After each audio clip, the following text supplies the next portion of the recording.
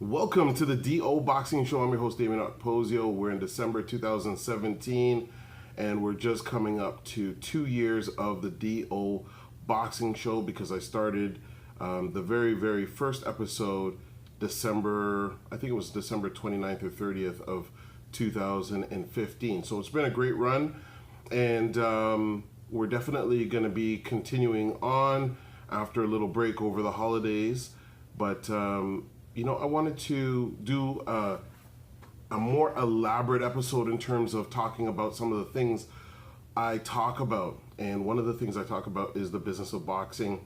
And I think it's important for athletes, whether they're amateur or professional, to learn about, because I always see a lot of athletes looking for money for various things. And a lot of times they have to rely on the charity of other people, which there's nothing wrong with that. But understanding that there is a business component to all sports, I think, is very important. When I listen to a lot of boxing shows that are on YouTube or on Facebook, a lot of the guys that are nostalgic say, you know what, boxing never was a business. But historically, that's incorrect, because it always was. It always had a business aspect to it. So I wouldn't say that the sport of boxing is a business, but all sports have an aspect of business to it. For a long time, boxing had elements of organized crime within it. People throwing fights. Like, these are things that historically have been involved in the sport of boxing, but not just the sport of boxing.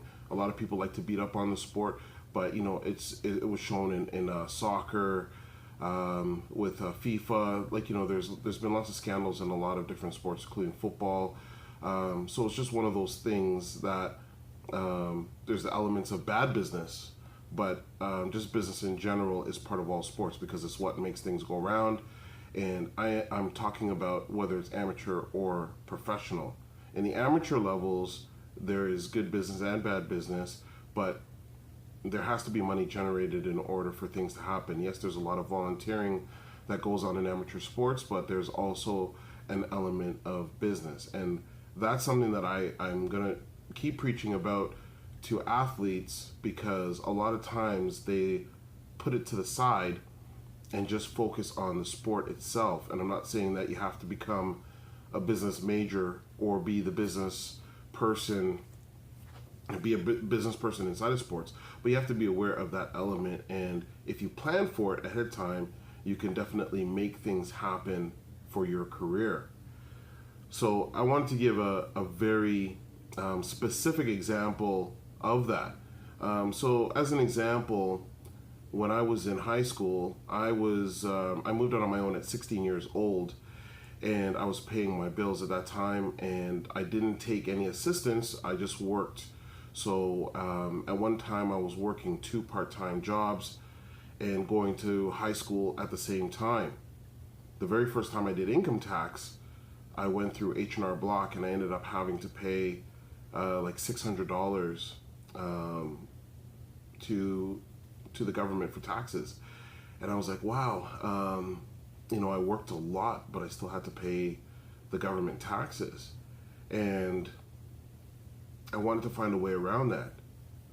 So I looked into talking to different accountants, and I ran into one accountant that told me, if you set up a sole proprietorship, then, which it means being in business for yourself, a small business for yourself, you get a lot of tax breaks. At that time, when I was 16, I I didn't know what a sole proprietorship was. So, I looked into that, went to the library, did some research, and I saw that business was a lot of different things that you had to know. It was pretty overwhelming for me. So I went back and talked to that same person, and I said, you know what, there's a lot of elements to business, and I don't really know what I'm doing. So it sounds like I would spend a lot more money trying to have the business started than I would get back in tax breaks.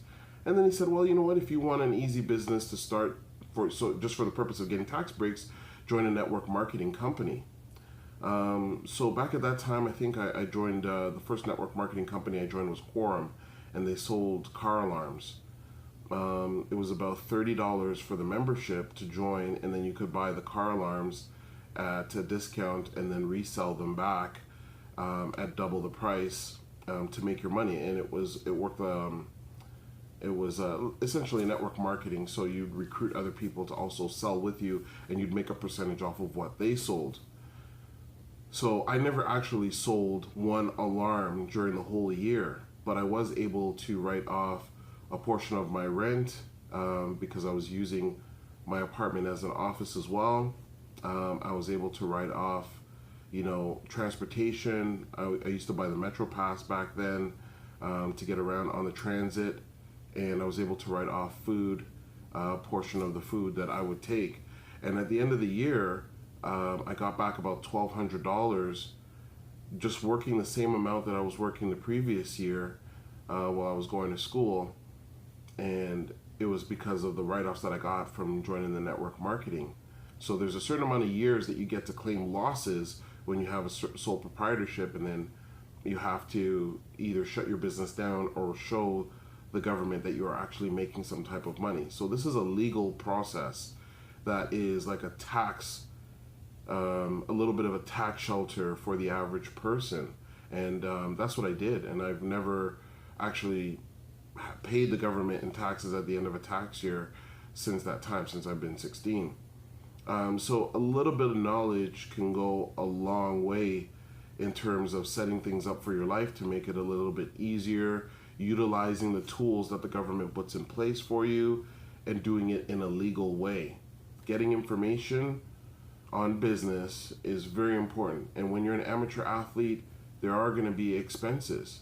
Fundraising is one way of making money, but if you can do something that can actually provide value for people, you're going to set things up for yourself long term, where your opportunity to go to nationals or to go to a tournament is not going to be reliant on the charity of people.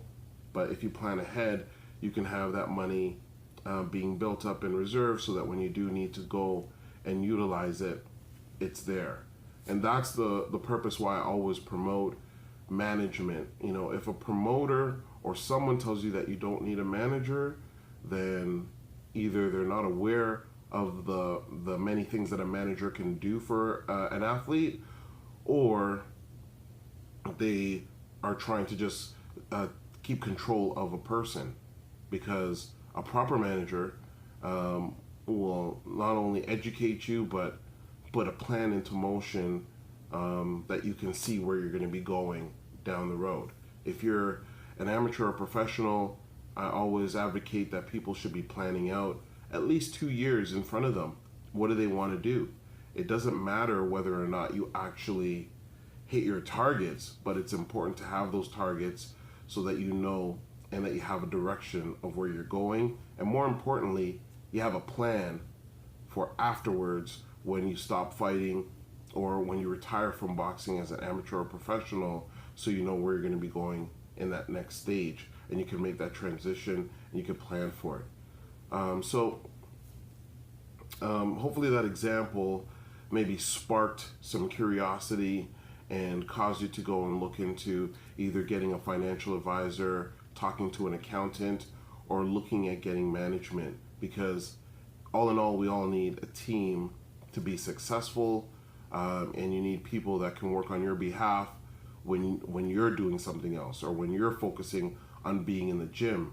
Because the same amount of work that you put in the gym is the same amount of work it takes in business to be successful. Just like you have to put those extra hours into training, it's the same thing with being in business, with building a profile, with gaining sponsors. It's all the same work ethic. And when you can build a team, you can triple that effort and everybody can benefit from it. Remember, if you have any questions related to boxing, send us a message through Twitter at DOKPOSIO, through email okposio@hotmail.com. And don't forget to subscribe through YouTube to get every episode of the DO Boxing Show. Thanks for tuning into this episode, and we'll catch you on the next one.